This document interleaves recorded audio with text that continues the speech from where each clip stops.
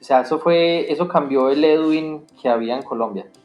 Fue un antes y un después de haber vivido, de haber sufrido eso, pero gracias a todo eso me enseñó a ser una persona, no sé, más noble. Hola, soy Esteban Arias y esto es Tomémonos un cafecito, el podcast de la maleta liviana. Conversaciones informales de transformaciones espirituales. Si es la primera vez que escuchas un episodio, espero que te guste tanto que te quedes aquí. Puedes escucharlo en Apple Podcast, Spotify, Google Podcast, en nuestro canal de YouTube y en 7 plataformas más. Búscalo siempre como Tomémonos un cafecito. Si ya eres parte de esta comunidad, gracias. Siempre mil gracias. Bueno, empecemos. Hoy estamos con Edwin Galvez. Hace un tiempo yo quería y tenía la intención de traer aquí a Tomémonos un cafecito una historia de algún inmigrante. Yo soy inmigrante, pero yo quería traer una historia adicional de alguien pues que haya experimentado alguna especie de desafío adicional al llegar a otro país y me acordé que tenía una historia muy cercana. Entonces, Edwin es el esposo de mi prima, entonces pues lo tengo aquí hoy para que nos tomemos un cafecito. ¿Qué más, Edwin? ¿Qué tal todo? No, Esteban, todo muy bien. Feliz de poder aquí compartir esta experiencia de vida. Muchas gracias de nuevo por la apertura, porque como todos ustedes saben, muchas veces hablar de experiencias difíciles no es tan fácil. Entonces, de nuevo, mil gracias por la apertura. Y quería contar una pequeña historia, porque aquí van a escuchar un tono de voz distinto. Normalmente yo tengo siempre, siempre tuteo a mis invitados, pero aquí les voy a contar una historia muy personal. Y es que a las personas que yo conozco, especialmente a los hombres que yo usteaba antes de, digamos, de hacer mi aceptación sexual o mi salida del closet, me es completamente imposible tutearlos. No me pregunte por qué. No soy capaz. No soy capaz. Es como que es un antes y un después y no me sale. Y si lo intento, empiezo como que a ustear y tutear y se vuelve eso una mazamorra horrible. Entonces, bueno, así será el tono de esta conversación. Normalmente, las invitaciones a tomémonos un cafecito no son muy narrativas.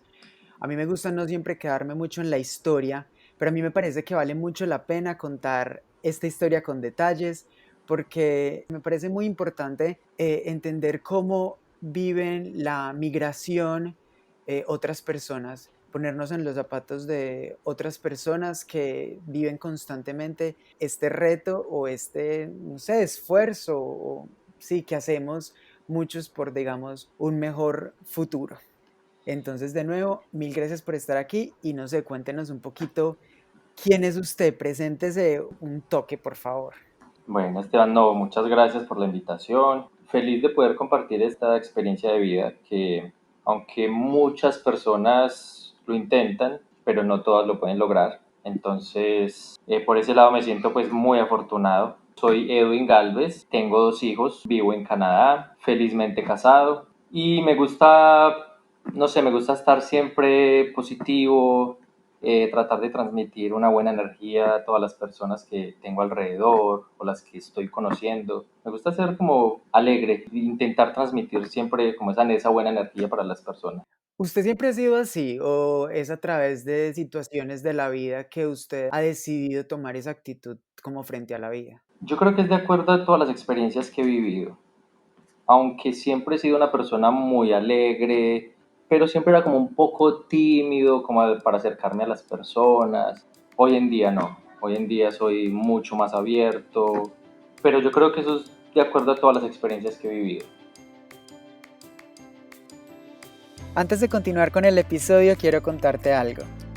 La Maleta Liviana y este podcast han nacido como un proyecto independiente a partir de mi propio proceso espiritual y con el único objetivo de compartir herramientas que nos ayuden a llevar una vida más liviana. Si has encontrado valor en este contenido, ha tocado fibras en ti y ha ayudado de algún modo en tu proceso, te quiero pedir que lo apoyes a través del sistema de membresías que he creado en Patreon. Puedes aportar desde $2 mensuales. bien sea que lo sientas como un donativo o que quieras acceder a los beneficios exclusivos que comparto solo a través de esa plataforma. Me encanta entregarte episodios de calidad, pero claro, esto requiere recursos que quiero evitar cubrir a través de publicidad.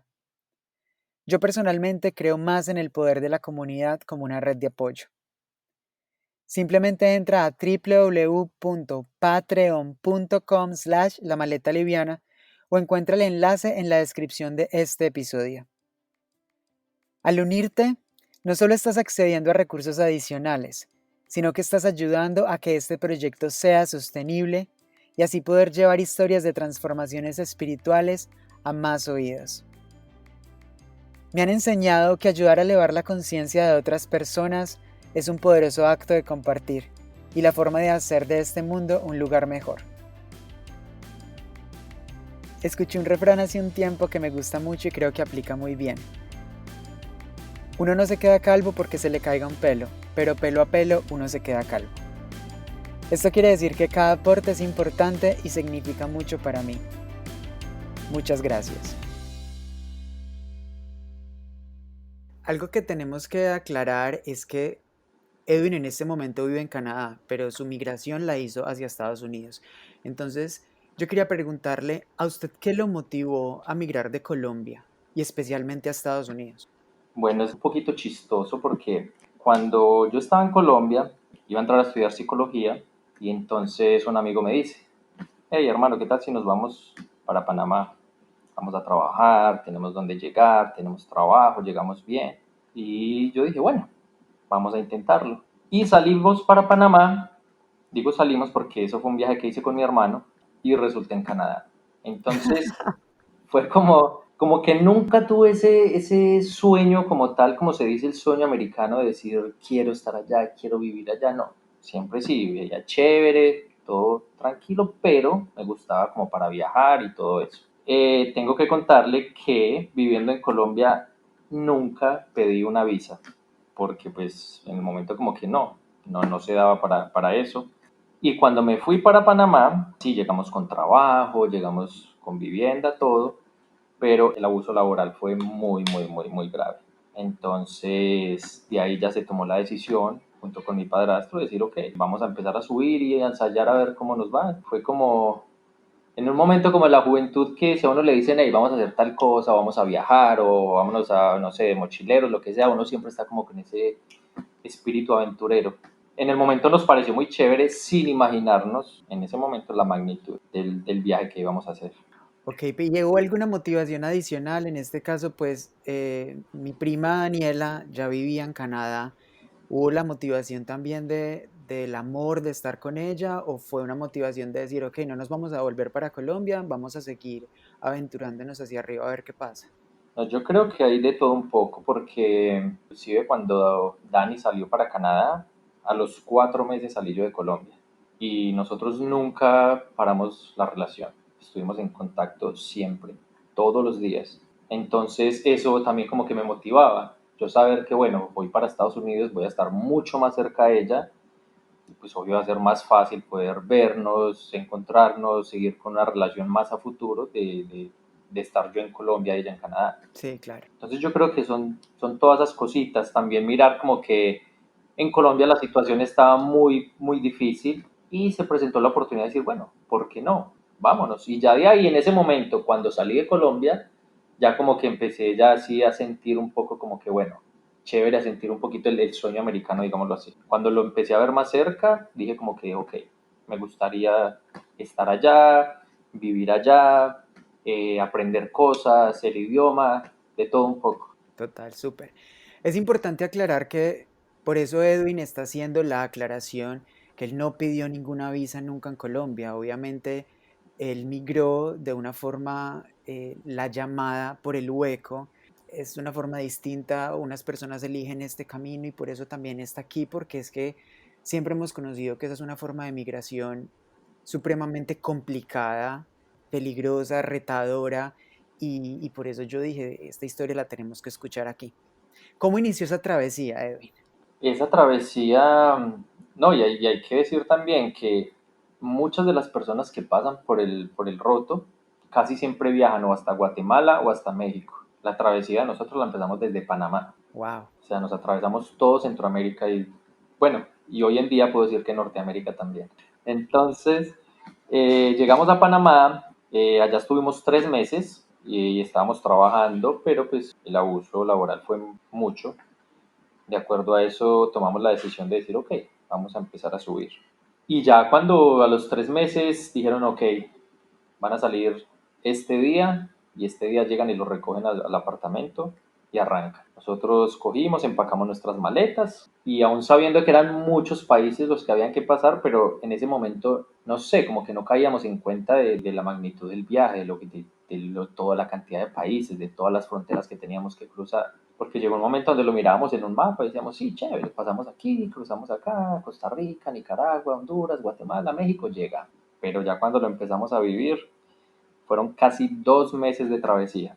O sea, ustedes empacaron como si se fueran a ir de vacaciones, una maleta normal. Sí, en un maletín, cada uno con su maletín y listo, nos vamos. Y ya ese día nos recogieron y salimos ya Ciudad de Panamá a la frontera con Costa Rica. Entonces, pues sí nos decían como que bueno, cuando llegan a la estación de buses se van a sentar en el número de la silla, va a ser el 25 y 26. Entonces son como unas policías, digamos, tipo, no sé, como el DAS en Colombia anteriormente. Y llegamos a un retén y a mismo se subieron y directico a los puestos de nosotros. Pasaportes, mostramos pasaportes, sigan. Ya llegando a la frontera con Costa Rica, ahí pasamos una noche. El siguiente día nos recogieron y llegamos a la frontera. Y la frontera es como, no sé, es como una casa como gigante en medio de la carretera, pero a un costado hay como una gasolinera, que fue muy curioso, una gasolinera en toda la frontera, donde la gente puede pasar como prácticamente sin ningún problema. Entonces el carro se parqueó ahí, nos dijo, ok, bájense y sigan a la persona que está acá a este lado. Cruzamos la gasolinera y ya estábamos en Costa Rica. En ese momento ni cuenta nos habíamos dado que ya hemos pasado la frontera. Porque cuando a uno estas personas lo llevan, los llamados coyotes, uno está con ellos, pero como se dice, estamos juntos pero no revueltos. Ellos siempre están al lado de uno, pero si algo llega a pasar, nosotros venimos solos. Entonces uno no lo ven ni hablando con ellos ni nada, uno le dan todas las instrucciones antes de salir y ya uno sigue y ya ellos. Supongamos en esa parte cuando cruzamos la frontera, la persona que iba caminando adelante nos dijo, ok, súbanse al carro verde que está al frente de la calle. Pero era como si él estuviera hablando por teléfono. Ya miramos al lado de la calle y vimos el carro verde y fuimos y nos subimos. Entonces ya en Costa Rica estuvimos 4 o 5 días. Se suponía que salíamos el segundo día que entramos al país, pero la policía pues estaba como molestando mucho, entonces nos tocó esperar. Ya llegamos a San José, de San José nos recogió otro señor y como le digo, todos por instrucciones, allá le dicen a uno, va a llegar al terminal de San José y allá en el terminal va a encontrar una persona que tiene una camisa verde, una gorra negra, entonces uno llega al terminal y empieza a buscar a esa persona. Y ya llega uno, se encuentra con ella en el momento como si fueran amigos pues. Ya de ahí salimos para la frontera con Nicaragua. Ya llegando cerca a la frontera, nos tocó, era una camioneta y nos tocó pasarnos para la parte de atrás. Llegó y entró a un parqueadero y había otro carro esperando. Entonces ahí nos abrió la puerta de atrás y nos pasamos de uno al otro carro, a un automóvil. Y en el último retén que hay para salir de Costa Rica, antes de llegar ahí nos tocó pasarnos a la bodega del carro. Wow. Ese pedazo sí fue como, o sea, hasta ahí va todo muy bien, sí, son cosas, nos subimos, nos metemos a un carro, a esta persona, todo, pero iba todo normal. Cuando nos fuimos para la parte de atrás de la camioneta, todavía estaba bien porque pues no estaba uno encerrado. Cuando ya nos metieron al maletero del carro, ahí sí ya fue otra cosa. Ya empieza uno como a pensar como cuando ve las películas y todo eso. Y ya es uno como que, Dios mío, ahí sí uno lo único que dice es a la mano de Dios. Y así ya pasamos, llegamos al retén y obvio pues uno ahí escuchando todo. Cuando ya pasamos el retén, ya más adelante volví y paro y ya nos pasamos otra vez, pero pues sí, ese momento fue un poco pesado porque el espacio siempre era pequeño y estábamos mi hermano y yo con maletines y todo. Menos mal no fue un trayecto largo, pero al estar uno encerrado eso se hace una eternidad. Que adicional es el tema de los nervios, obviamente, de que vayan a pedir que abran la cajuela o lo que sea. O sea, no es solo el tema del tiempo. Sí, porque en el momento que estaban teniendo la conversación entre el policía y la persona que iba manejando, claro, uno era ahí, pues, imagínese, va a decir, no, como esta vez yo reviso acá, y empiezan las preguntas, y que llevan en el maletero, no, no llevo nada. Entonces, sí, es un momento muy tensionante, de verdad que sí. Ya al pasar, ya estando cerquita de la frontera con Nicaragua, entramos, nos dejaron en una casa por un par de horas, esperar que oscureciera un poco, y ya después nos fuimos y nos metieron como en una montaña y pasa como un pequeño río abajo y ya estábamos esperando a que llegara el resto de las personas para poder pasar, que para cruzar la frontera con Nicaragua teníamos que bordear una finca. Entonces ya oscureció, empezamos a caminar, empezamos a bordear la finca y uno pues en esa oscuridad y todo empezaba a escuchar voces. Sí, uno se asustaba en el momento, pero después se daba cuenta que no, que eran como otros coyotes con más personas. Entonces ya pasaba y uno de ellos le decía, hey, cuidado porque ahorita están, la migración de Nicaragua están por acá pendientes, están dando ronda. Después ahí le va entrando a uno un poquito como de desespero y de Claro. angustia. Y ya terminamos de caminar, esa también fue corta, terminamos de caminar como unos 20, 30 minuticos y ya llegamos a otra casa en Nicaragua. Ahí en Nicaragua, pues nos recogieron y empezamos ya carretera hacia arriba, hacia Managua. Ahí todavía teníamos plata, pero no podíamos salir a comprar nada. Entonces llegamos a esa casa, la señora pues a darnos comida y todo, pero le toca ver a uno siempre unas cositas un poco pesadas, que a veces uno como que dice, no, me quita las ganas de comer, como Por ejemplo, como llegar a una casa un poco sucia, bueno, muy sucia y cosas así, ¿sí me entiende? O sea, de entrada a ver todo así como que, Dios mío, hay partes donde uno dice, no, no, no, no puedo comer. Y todavía estábamos pues muy fresquitos en el viaje, digámoslo así. Nos tocó dormir en un cuarto donde se sentía que le pasaban a uno animales por el lado. O sea, no dormimos, quedamos en ese cuarto por un par de horas. No comimos, aún teniendo un poco de hambre, pero no éramos capaces de comer. Entonces ya salimos a la madrugada otra vez, seguimos para Managua, llegando a Managua, otra vez la indicación. Los voy a dejar en una esquina donde va a haber una persona esperándolos con estas características. Nos encontramos con esa persona lo mismo. Nos vamos a ir en el bus, no vamos a hablar, donde ustedes vean que yo me baje, ustedes se bajen y para donde yo vaya ustedes me siguen. Pero no vamos a hablar, ustedes y yo no nos conocemos. Ahí fue otra vez lo mismo, coger el bus en Managua para llegar a la zona fronteriza con Honduras, pero nosotros no entramos a Honduras, sino que bordeamos Honduras. Entonces era llegar a la zona costera de Nicaragua. Llegando a la zona costera de Nicaragua, lo mismo, nos tocó en una casa, no, ahí sí estuvimos como una noche, porque el día que íbamos a salir, ya íbamos en el bus, ahí nos quitaron los maletines, que para supuestamente no levantar sospechas. Y cuando íbamos en el bus, ya lleva por ahí media hora de trayecto y llamaron a la persona que nos llevaba. Y a mí me dijeron, se tiene que bajar ya porque hay dos retenes. Entonces de ahí nos tocó bajarnos en el medio de la nada y empezar como a devolvernos, a escondernos un poco entre los arbustos hasta que ya llegaron y nos recogieron otra vez. Porque en sí fue la primera vez que nos sentimos como muy en peligro de que nos fueran a coger. muy vulnerables. Sí, entonces dijimos como que, wow, Dios mío, otra vez nos devolvemos.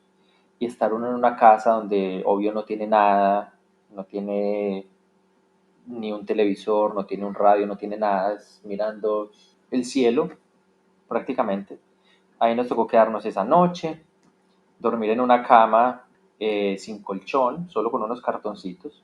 Y la comida que nos la llevaban en unas bolsitas. No era ni en un plato porque la compraban, no sé, en los carritos callejeros. Y allá no lo sirven como en, no sé, plato para llevar o en... No, eran unas bolsitas, como una bolsita transparente como la que empacan los huevos en Colombia cuando los venden por unidad. Sí. Entonces llegan con esa bolsita y nosotros la miramos y para nosotros o para las gallinas que habían ahí. Ellos dicen, no, es que aquí se empaca la comida en estas bolsitas. Entonces ya, a comer, ahí sí ya no nos importó de dónde venía, no nos importó quién la hizo, no nos importó nada, porque ya sí el hambre era bastante. Entonces nada, dijimos, pues ya estamos acá y esto es lo que vamos a tener que ver hasta donde lleguemos. Entonces nada, mejor cerramos los ojos y listo. Al día siguiente salimos muy temprano en la mañana, llegamos a la zona costera y nos llevaron para donde una familia muy indígena de Nicaragua, que inclusive, o sea, la casa donde vivían ellos era en medio de la montaña, pero muy cerca a la playa, una chocita prácticamente. Era una choza con un salón para las dos o tres camitas que tenían, con el piso de barro todavía, la cocina al frentecito de la casa. Ese día era el cumpleaños de mi hermano. Entonces, sí, ese día hasta nos trajeron, que ellos le llaman caguamas, que es una cerveza como de 1 litro. Hasta nos regalaron como 3 cervezas de eso que por el cumpleaños de mi hermano y todo el cuento. Un aspecto muy importante es que por ser colombianos nos tenían que cuidar más y la mayoría de las veces nos apartaban de los grupos grandes ¿Por qué? porque por el estigma que tenemos de droga. Entonces, si a ellos los llegan a coger con un colombiano, es prácticamente que están intentando pasar droga. Entonces van a estar en problemas mucho más graves. Entonces, si tienen, no sé, 15 personas, pues va a ser mucho más fácil de que vean esas 15, un grupo de 15, a que vean dos. Entonces siempre nos tenían aparte de los grupos grandes. Ese día fue, yo creo que uno de los más difíciles de esos casi 2 meses, porque al atardecer se suponía que salíamos en lancha bordeando Honduras para llegar a El Salvador. Y unos metros detrás de unos árboles habían 17 ecuatorianos para salir con nosotros. Pero como le dije, nosotros siempre nos tenían aparte. Entonces mi hermano y yo estábamos como en la casita de estas personas, de los indígenas, y la cocina estaba todo el frente. Cuando venían bajando dos señores, y se nos hizo muy extraño porque uno está en la mitad de la nada. Entonces mi hermano pasó de la casita a la cocina a decirle pues a la señora que venía alguien caminando. Yo me escondí en la casita, me metí debajo de una cama. Cuando estas personas arrimaron, ya llegaron ahí mismo miré por debajo de la cama y se les alcanzaba a ver el arma y todo que tenían. Wow. Eran policías, como unos detectives. Y lo peor era que mi hermano y yo habíamos quedado separados. Entonces yo quedé para el lado de la casa, estos policías en el medio y mi hermano al otro lado, para el lado de la cocina. Entonces ahí fue mucho peor, que ni siquiera estábamos juntos. Entonces ya estas personas alcanzaron como a sentir ruido y vieron el grupo de ecuatorianos. Entonces se fueron para allá a buscarlos. La señora de la casa vino y me dijo, sálgase de acá, váyase para la parte de atrás y cuando todo esto pase no se venga más tarde. Salí yo gateando, pasando pues por como una especie de alambre de púa, pero natural, ¿sí me entiende? Sí. Es así como lleno de chuzos. Me tocó atravesarme eso, pasar por una camaronera que ellos le llaman, que es como un pozo todo grande, y empezar montaña hacia arriba un poco. Pero yo quedé a espalda de lo que estaba pasando, entonces yo podía ver todo lo que estaba pasando en ese momento. Yo lo único que veía era gente corriendo por todo lado y escuché por ahí unos 4 disparos. Entonces pues ahí me angustié más sabiendo que mi hermano estaba para el lado donde estaban buscando toda esta gente. Y lo único que escuchaba era que gritaban, no corran, no corran, que no tienen la culpa, no corran, que no tienen la culpa. Y yo decía, Dios mío, cogieron a mi hermano, lo cogieron. Ya empezó a caer como la noche, ya casi no se veía nada, solo veía unas sombras caminando ya de la montaña hacia arriba, ya como cuando ya se los llevaban. Y lo único que yo hacía en ese momento era pedirle a Dios y decirle, si a mi hermano lo cogieron, haga que a mí me encuentren como sea. Y si mi hermano se alcanzó a esconder, escóndame a mí también, porque en esto estamos los dos. Ya en ese momento, claro, imagínate en medio de la montaña, solo luz de la luna. Yo tenía una camiseta como azul muy clarita, entonces como que alumbraba un poquito. Me tocó quitarme la camiseta porque en el momento que cogieron a estas personas, cuando tenían que salir de ahí, tenían que subir por donde yo estaba. Entonces yo veía todas las sombritas de las cabezas pasando cerca. Entonces me tocó quitarme la camiseta, Wow. tirarme al suelo, pues acostarme para que no me pudieran ver. Y con la fortuna de que justo en la parte donde me acosté había un hormiguero.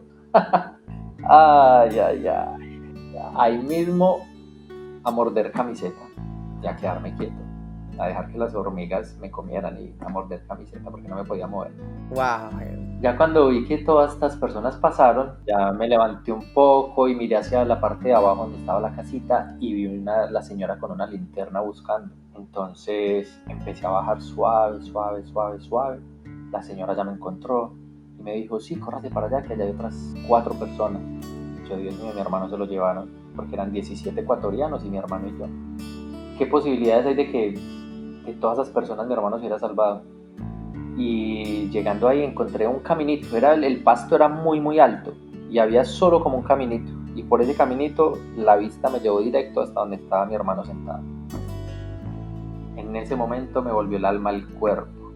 Yo salí corriendo, me le tiré encima, los dos lloramos, nos abrazamos. Él pensaba que a mí me habían cogido porque habíamos quedado separados. Esa parte fue súper, súper difícil. Entonces se me intenta cortar un poquito la voz. Estábamos felices porque pues, estábamos juntos y estábamos bien. O sea, de ese grupo de 17 personas, solo se salvaron 3. Y nosotros 2. El resto se los llevaron. O sea, se llevaron 15 personas.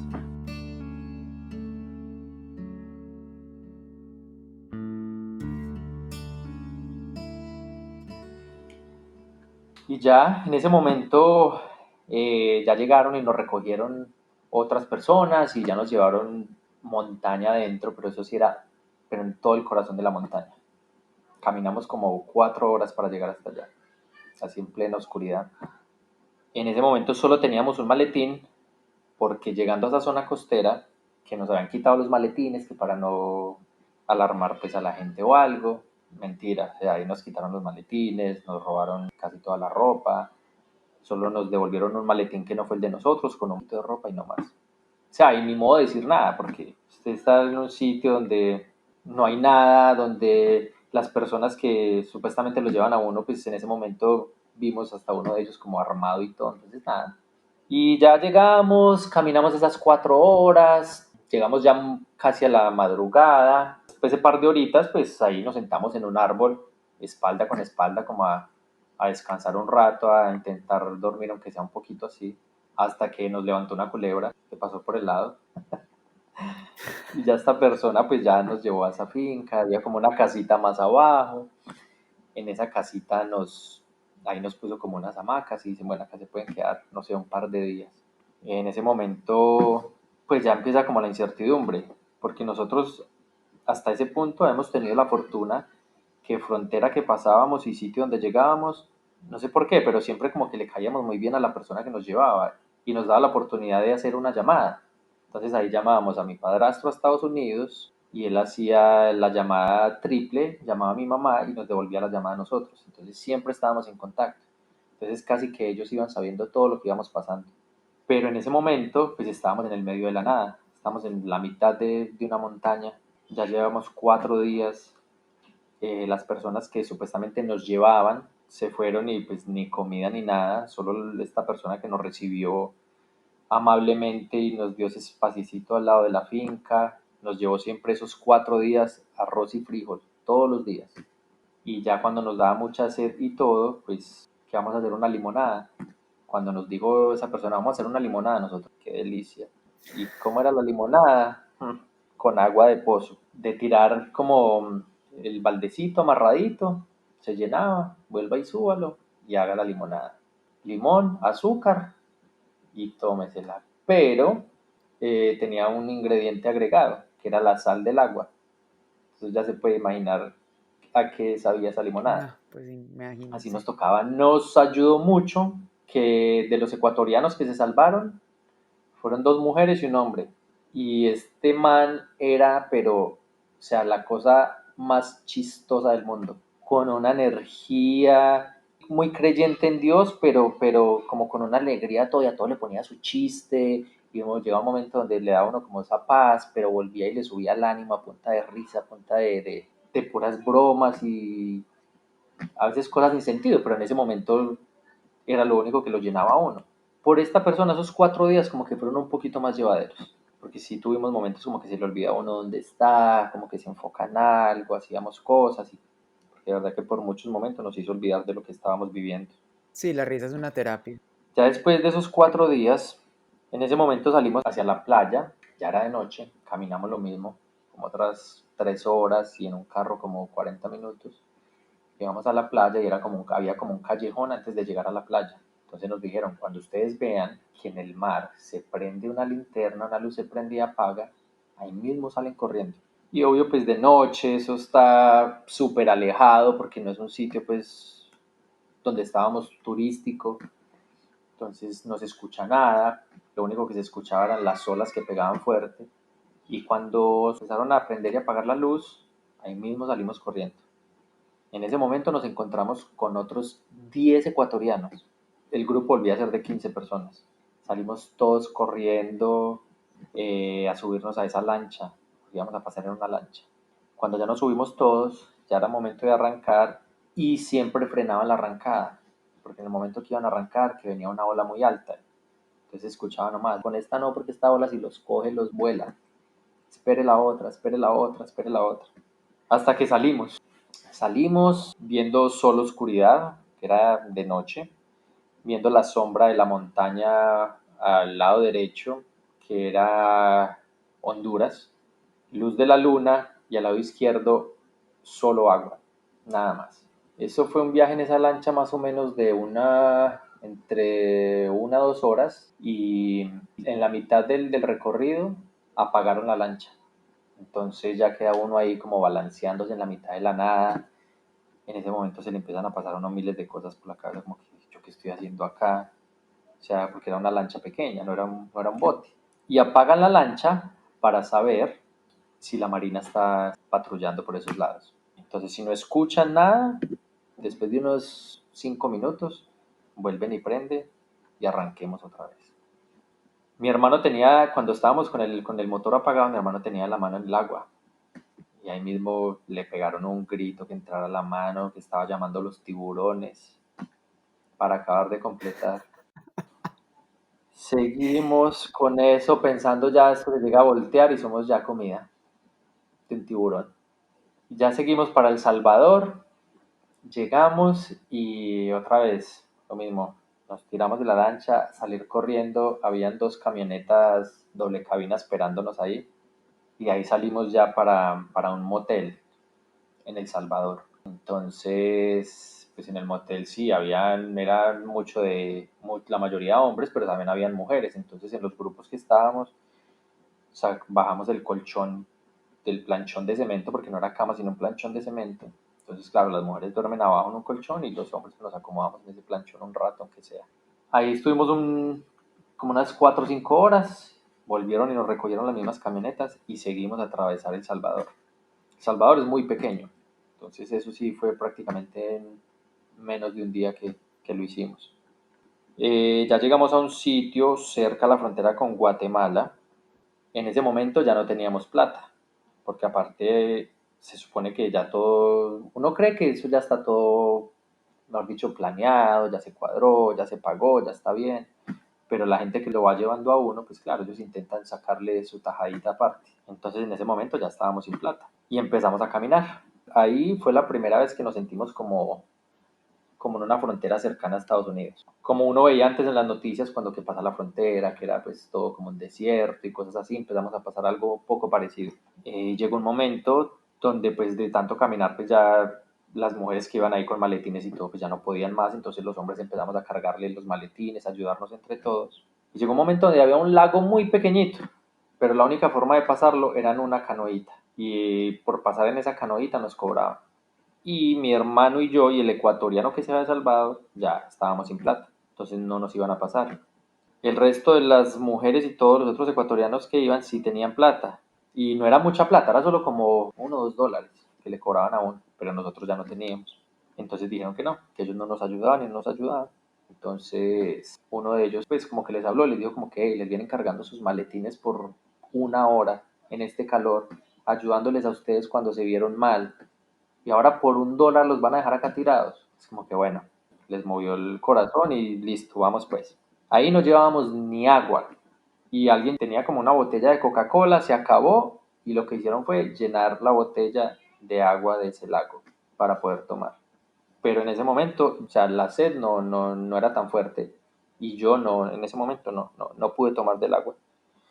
Ya cruzamos, llegamos y pasamos un muro y nos encontramos con unas personas que estaban como son como unos autobuses de turismo. Y ahí ya nos recogieron, pero pues ahí lo mismo, se veían armados y todo. Y ahí ya estábamos en Guatemala. ¿Cómo era el juego para llegar hasta Ciudad de Guatemala?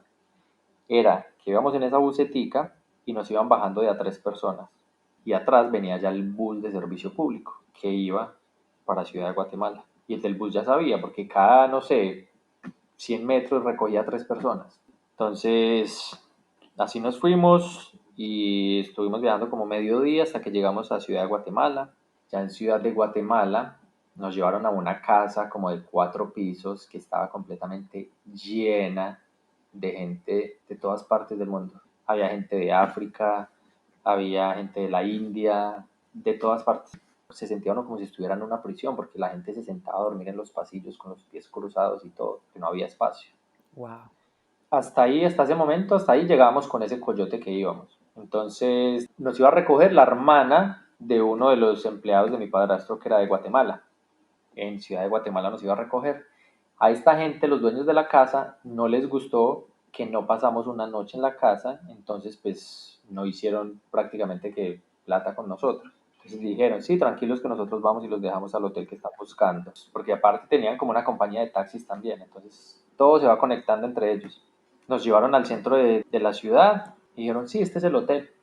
Mi hermano y yo nos bajamos, entramos al hotel, preguntamos y no, este hotel no se llama así, ustedes tienen que ir a buscarlo, queda como unas 5 cuadras para allá, no sé qué, papá, y nosotros, ¿qué? A caminar así lleno de puesticos informales, la policía haciendo redadas, ahí pues nos tocaba pasar por el lado de la policía casi que pidiendo documentos y nosotros pues gracias a Dios no nos molestaron. Llegamos a ese hotel, nos encerramos ahí, ya esperamos al día siguiente a que nos recogiera la hermana de este muchacho. Por momentos también como que habían cosas que uno iba aprendiendo, iba viendo cultura, se veía mucha pobreza en todo el trayecto, especialmente en Nicaragua es una pobreza que es impresionante. Entonces se va viendo muchas cosas y ya de ahí salimos, seguimos hacia el norte, a la zona fronteriza con México. Esa, lo que fue la cruzada de Nicaragua a El Salvador, que fue en la de la lancha, esa fue horrible. Y la de Guatemala a México, yo creo que fueron las más complicadas. Todo el mundo se imaginaría que puede ser la de Estados Unidos, México-Estados Unidos, pero esas dos fueron las más complicadas. Y pasar México es una odisea completa. Entonces salimos a caminar a las 6 de la tarde porque esperan a que caiga un poquito la noche y empezamos a caminar montaña arriba. Entonces, en la parte de México, como que los de la migración, los federales tenían como unos proyectores gigantes donde vamos mirando por la montaña que no vaya pasando nadie. Entonces, sí, cada que el reflector pasaba por nosotros, nos tocaba agacharnos y volver y seguir. Llegó un punto donde entramos ya al corazón de la montaña y eran solo árboles por toda parte y no se veía nada, absolutamente nada. Entonces nos tocaba en filita india y todo el mundo pues cogido de la mano del maletín y alguien, no sé, empezó a gritar que venía la policía. Cuando eso todos salimos corriendo, ya después, ya que no, que fue falsa alarma, prendieron como un poquito una linterna porque estábamos muy adentro de la montaña y gente que se rompió la boca, mejor dicho, hubo más de un herido ahí porque todo el mundo corría sin dirección alguna en una oscuridad donde no se veía, pero era nada.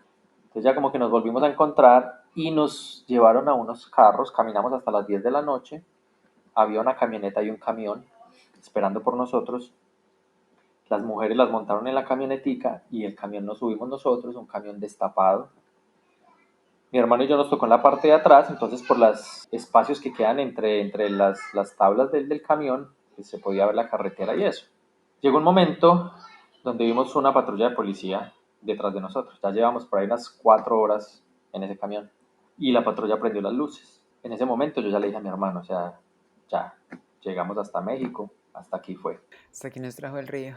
La camionetica pues iba muy adelante porque pues, obvio podía andar más rápido. Cuando vio la policía, la camioneta se empezó a frenar y se metió en la mitad del camión y la patrulla de policía. Entonces empezó a frenar un poquito el carro de policía. El coyote nos dijo, el camión está intentando llegar a un sitio, a una parte alta. Cuando pare, todo mundo tírese y salga a correr. Ustedes tienen, ya les dimos un número de teléfono, nos llaman de donde puedan, nosotros vamos y lo recogemos otra vez. La camionetica empezó a frenar el carro de policía y cuando empezaron a hacer disparos al aire. Ah, Dios mío. Ya no se veía sino salir la ráfaga de esas pistolas por esas ventanas. Entonces ya la camionetica ahí mismo volvió y se salió y ya se fue. La policía siguió detrás de nosotros. Llegamos a ese punto alto, cuando nos íbamos a bajar todos, ahí mismo se bajaron los policías del carro y nos gritaron que nos agacháramos, que no nos paráramos, que nos quedáramos agachados. Cuando yo escuché eso, le dije a mi hermano, no, eso coronamos. Un policía que vaya esté haciendo su trabajo como tiene que ser, ahí mismo ya pide refuerzos y vamos a llevar toda esta gente. Entonces llegaron y le pegaron una paliza al que iba manejando el camión. Se sentía cuando le daban y le daban. Y uno de los policías cogió el camión y empezó a manejar. Llegó a otro punto, me imagino que, no sé, un punto más desolado, y ahí fue que escuchamos que la policía ya había negociado con ellos, ¿cierto? Pero ellos esperaban que nosotros pasáramos el jueves y nosotros estábamos pasando el martes. Ya esta gente como que quería intentar pasar sin tener que pagar. Y entonces de ahí ya nos dejaron seguir otra vez. Entonces ya íbamos de 10 de la noche a 6 de la mañana en ese camión, que nos tocó pasar por una zona tanto del frío como de las carreteras. Era de ver un volado al lado de la llanta. O sea, que uno piensa, de esta no salgo, porque era un camión grandecito y la llanta era prácticamente a ras con el borde de la carretera. Nos llevaron a una finca, como tipo 6 de la mañana llegamos, era como de una gente indígena y, o sea, era mucha gente ya los que estábamos ahí. Para ir al baño y todo, pues obvio no habían baños, sino que tenían eran letrinas. Entonces, después que el desayuno y ver uno, estas señoras con los bebés cargados y triturando el queso con los pies, entonces ya como que el desayuno también se fue quedando en veremos. Diluyendo. Ahí nos quedamos el resto del día, salimos en la noche y nos estaba esperando un tráiler. Ese tráiler lo abrieron y ya juntaron como dos grupos y ya el grupo no era de 15 sino de 100 personas. El tráiler le empezaron a sacar cajas y cajas y cajas, como unas, no sé, unas 8 o 9 filas de cajas, y ya después de eso había una madera que cubría todo el resto del tráiler con una puerta, y de ahí para adentro era completamente hueco. Entonces ahí nos empezamos a meter todos con dos mesones en la mitad para poder abrir unas compuertas que había en el techo para que nos entrara aire. Entonces nos metimos todos, volvieron y cargaron todas las cajas y salimos. En ese tráiler estuvimos casi 20 horas para llegar a Ciudad de México. Wow. Casi 20 horas donde si el camión frenaba duro 2 veces, ya sabía uno que estaba llegando a un retén. Entonces tenía que subir las compuertas y si había alguien dormido, pues había que despertarlo, porque camiones los cogieron por gente que iba durmiendo y empezaba a roncar. Nadie se puede dormir. Si escuchan que les están ofreciendo agua, ofreciendo comida, no respondan, porque nosotros no les vamos a dar nada. Nadie les va a dar nada. Es la policía. Y sí, o sea, fueron muchísimos retenes en casi 20 horas y se sentía cuando sí, le pegaban al tráiler, y un par de ocasiones escuchando nos decían, ¿quieren agua? ¿Tienen hambre? ¿Quieren comer algo? Pero todo el mundo callado. Y así llegamos al DF con esas casi 20 horas. El que tenía que ir al baño pues le daban unas bolsitas y ahí tenía que cargar todo el viaje. O sea, se fue muy muy complicado. Después nos pasaron a un camión más pequeño, como pasan el ganado, y dijeron, no abramos la compuerta del camión porque son solo 10 minutos.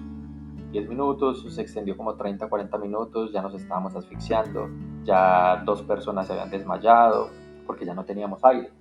En ese trayecto, esta gente que cerraba y abría las compuertas en el tráiler por esas casi 20 horas, pues esa gente se tenía que drogar para poder estar de pie. Entonces, en medio de su locura, dijeron que alguien les había sacado un arma. Entonces, cuando estábamos en ese camioncito, pararon y se subieron unos, pues no sé, de ellos y empezaban a preguntar que quién fue, que este, y al que decían este, ahí mismo lo bajaban, lo tiraban del camión, los golpeaban afuera. En un momento se fueron por mi hermano. Pues yo le cogí la mano a mi hermano y yo le dije, no, nos tienen que bajar a los dos porque los dos venimos juntos. De la nada apareció un señor y esas personas uno no les podía ni siquiera saludar porque ahí mismo le daban su golpe, o sea, no se podían ni mirar siquiera. Y de la nada se paró un señor o una persona en toda la mitad de mi hermano y del otro señor que venía a sacarlo, y esta persona se paró y le dijo, a él déjelo quieto, que él no tiene nada que ver. Y esta otra persona, aún siendo tan agresiva y todo, callado, se dio media vuelta y se fueron. Esa fue la primera y la última vez que vimos la persona que se nos paró en el medio. Nunca la volvimos a ver. Wow, ¿era un ángel? Un ángel, porque nunca la volvimos a ver. Fue la primera y la última vez que lo vimos. Que eso, aún después de tantos años, como que uno piensa y piensa y piensa y trata de mirar de dónde salió esta persona, de dónde salió, cómo hizo para hablar con él, si esta gente De no se ponerle podía lógica. comunicar. Sí, no, y no se encuentra, no se encuentra. No se encuentra. Esa persona salió, se paró en el medio y apenas el señor este agresivo se devolvió, ya. Mi hermano y yo ya nos cogimos y no volvimos a verlo nunca más. Entonces siempre llegamos a la misma conclusión, eso fue un ángel.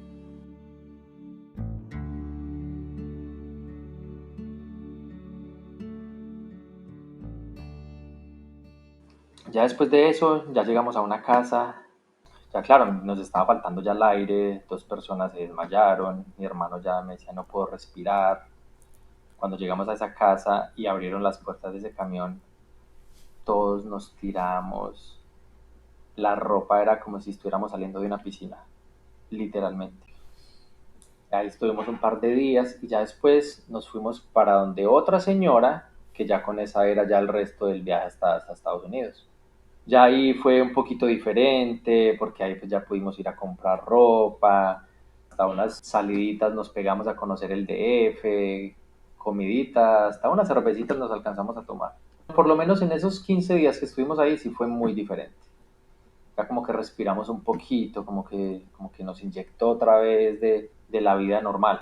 De ahí ya salimos, nos tocó volar de Ciudad de México a Torreón para estar más cerca de Ciudad de Juárez y no llegamos a Ciudad de Juárez directamente porque por lo mismo, porque como está tan cerca de la frontera, pues molestan más en el aeropuerto.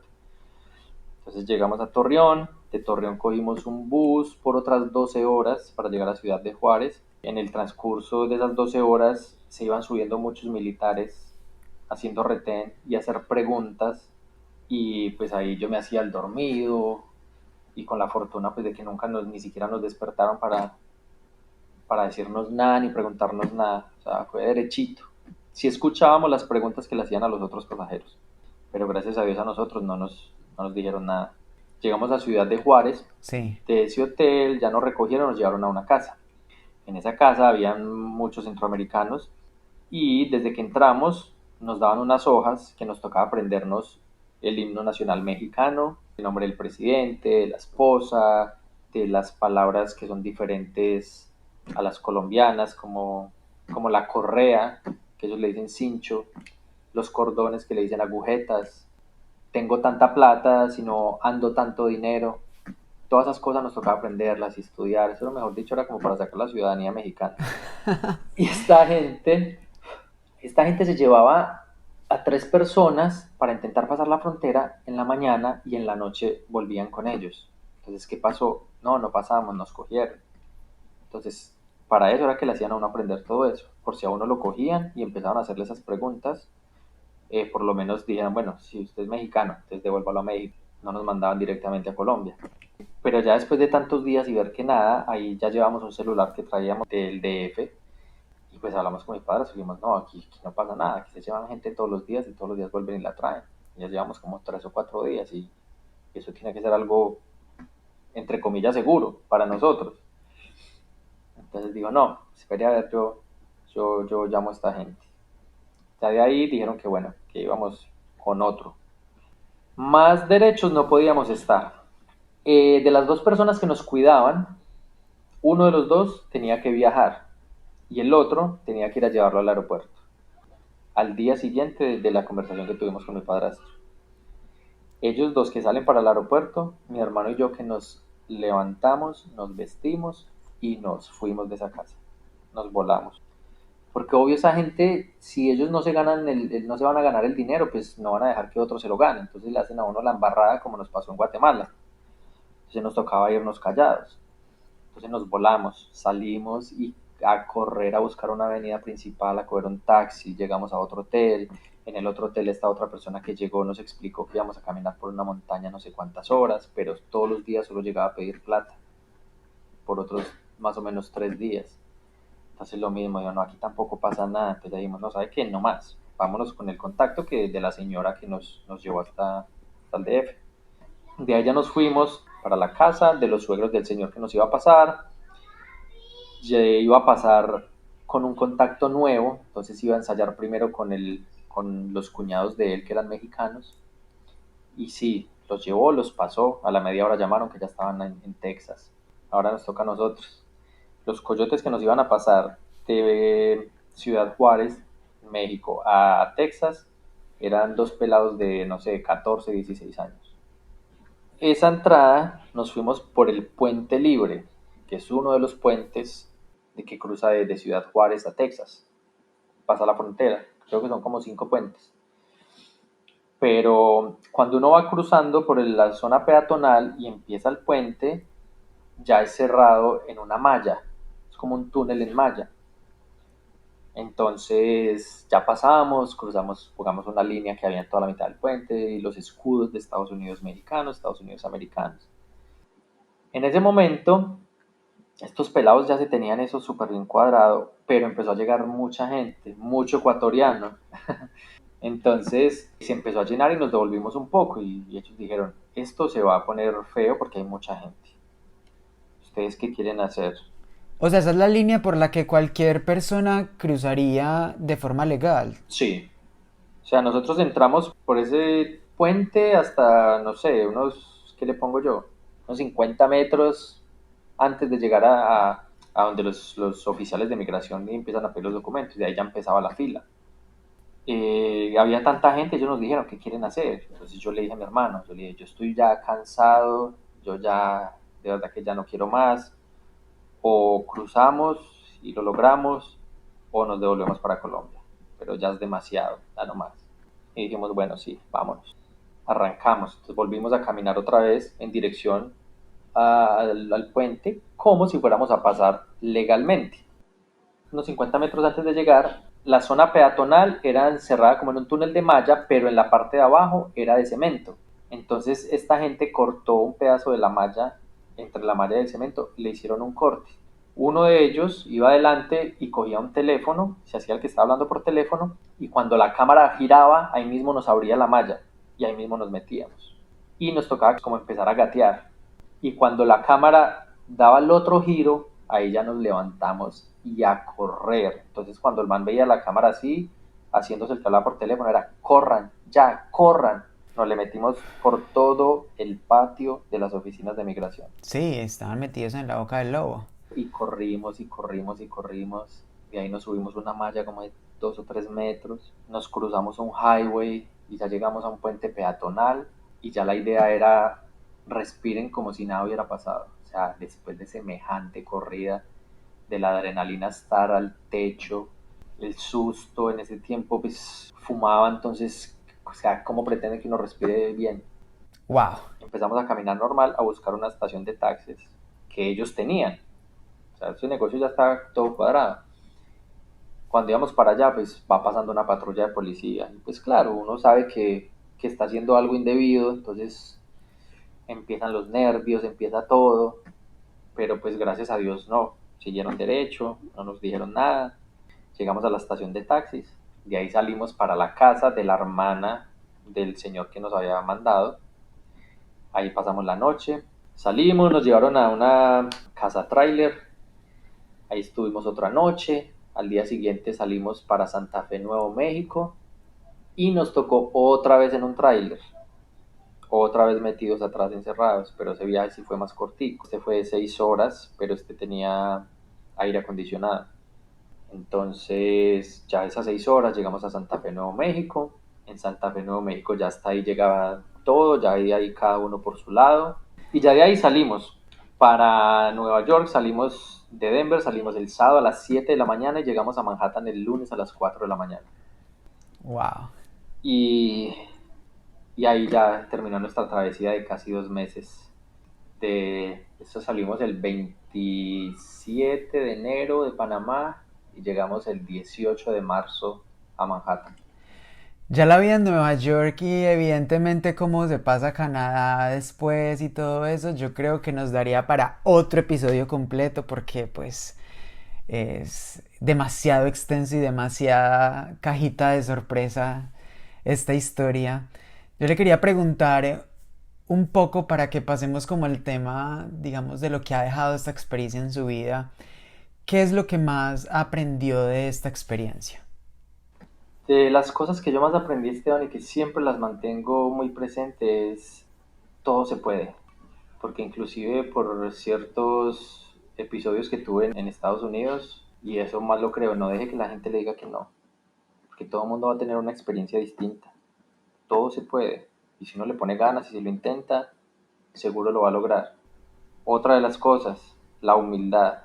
Una persona puede ser lo que sea, pero nunca en la vida, para mí, se puede perder la humildad. Valorar de todo lo que nos tocó ver, de toda la pobreza que nos tocó ver en estos países de Centroamérica. Uno sabe que en Colombia hay mucha pobreza, pero estos países es una cosa impresionante. Es valorar lo mucho, lo poco que tengan. Y hermano, vivir la vida, porque uno no sabe hasta cuándo la pueda vivir. Viva día a día y disfrute el momento lo máximo que pueda. Qué bonito. Edwin, ¿qué se decía usted en los momentos más difíciles? Yo en los momentos más difíciles de ese viaje, yo me preguntaba, yo decía, pero yo, o sea, ¿yo qué estoy haciendo acá? ¿Yo por qué me vine a hacer esto? Si no tengo necesidad.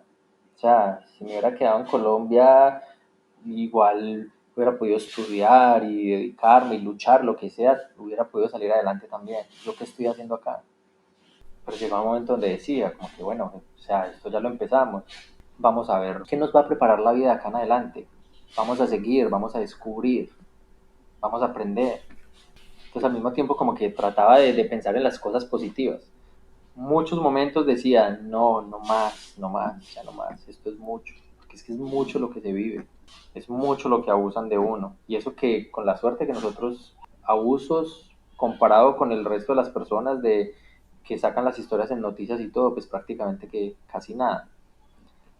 Pero son muchas cosas. Al mismo tiempo, intentaba mirar era solo lo positivo, solo lo positivo. Íbamos para adelante y me apoyaba mi hermano y ahí nos dábamos como que esa energía positiva, esa fuerza que necesitábamos. Total, cuando uno está en esos momentos tan límite, es cuando realmente más se prueba. ¿Cuáles son las consecuencias positivas y no tan positivas de una experiencia como esta? Experiencias positivas.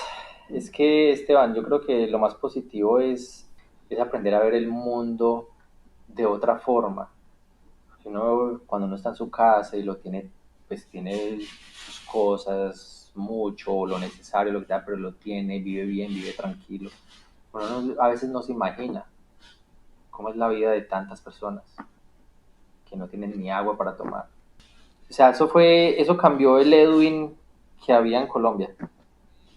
Fue un antes y un después de haber vivido, de haber sufrido eso, Sí. pero gracias a todo eso me enseñó a ser una persona, no sé, más, siempre he sido noble, pero más noble, más colaborador, más servicial, pensar más en ayudar a la gente. Y las negativas, no, no, yo no creo que le vea así como mucha reflexión negativa a Esteban, no, porque es más lo que aprendí. Yo creo que lo único fue por ciertos momentos el sufrimiento pues que uno tuvo y también exponer muchas veces como que la vida, entregarle uno la vida a unas personas que uno no conoce, porque prácticamente que uno le entrega la vida a ellos. Yo estaba aquí en silencio porque estoy un poco reflexivo, porque me pongo a pensar y me imaginé en algunos escenarios específicos de los que usted nos fue como contando. Y sinceramente a mí ese tipo de miedos me paralizaría. Obviamente lo estoy viendo desde una posición que no lo he experimentado. ¿Qué hace uno cuando tiene un miedo tan paralizante? ¿Usted qué hacía? Yo creo que en esas situaciones, así tenga uno un miedo paralizante, uno ahí, mejor dicho, saca lo que tenga que sacar para poder sobrevivir. Ahí puede que el miedo sí, en el momento lo piensa uno porque uno no lo está viviendo.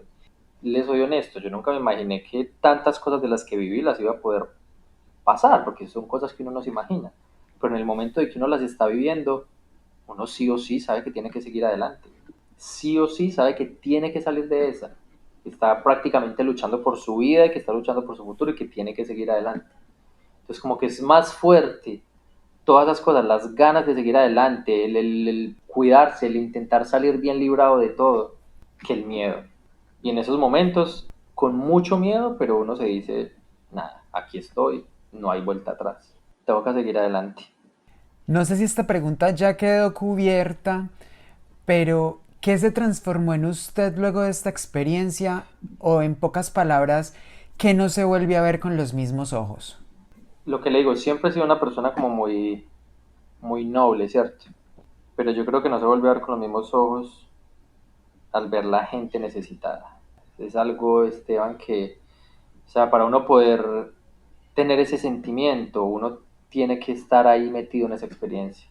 Porque, y si uno solo en esa experiencia de casi 2 meses y le da ese sentimiento, o sea, yo me imagino esta pobre gente que vive esos día a día.